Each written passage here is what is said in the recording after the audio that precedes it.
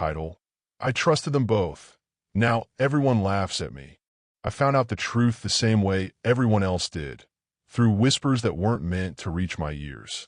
Funny how betrayal doesn't knock. It just walks in, sits down, and lets the room laugh while you stand there pretending not to hear. I used to think my life was solid. A steady job, a wife I adored, and a best friend I'd known since we were kids. We had history, scraped knees, shared secrets, cheap beers after long days. I believed loyalty was something you earned and kept. I was wrong. It started small. My wife, Mara, smiling at her phone more often.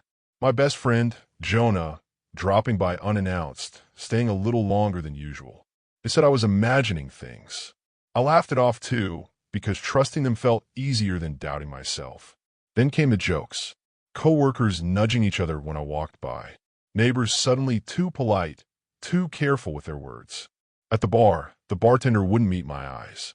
I became the punchline before I ever heard the joke. When I finally confronted them, there was no dramatic confession, just silence. The kind that admits everything. Jonah stared at the floor.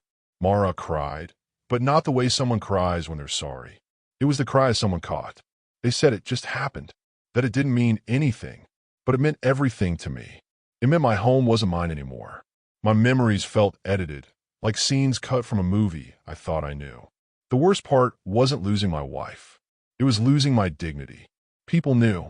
They always know. I felt eyes on me everywhere. Sympathy mixed with amusement, like my pain was a story they couldn't stop retelling. I became the guy they warned others about. Don't be like him. The loyal fool. The man who trusted too much. But here's the thing they don't see. I'm still standing. Humiliated, yes. Broken for a while. But every laugh fades, and every story gets old. One day, I won't be the joke anymore.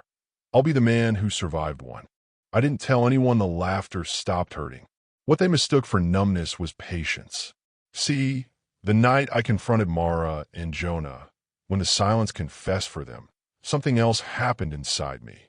While they were scrambling for excuses, I was already observing faces, reactions, timing. I learned long ago that people who betray you once are careless. They assume you're broken enough not to notice details. I let them think I was. I moved out quietly. No shouting. No public scenes.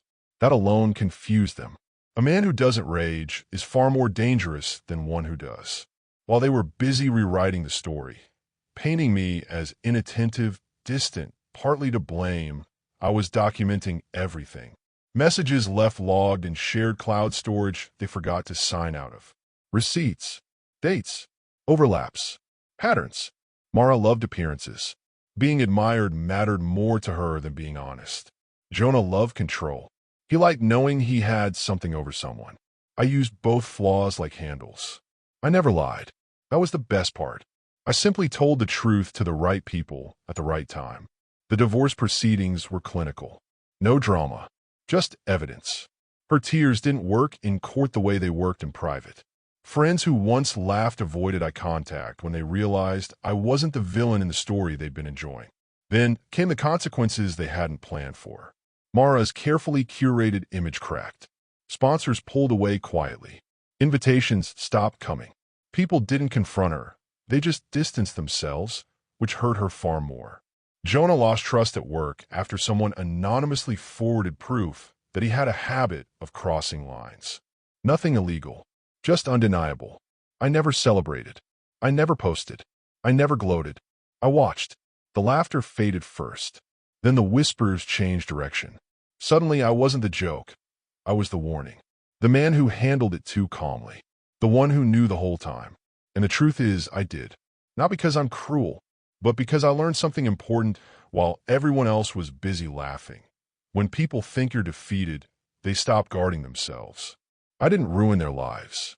I simply stepped aside and let their own choices finish the job. It took my trust. I took my time. And in the end, the only thing I planned was survival.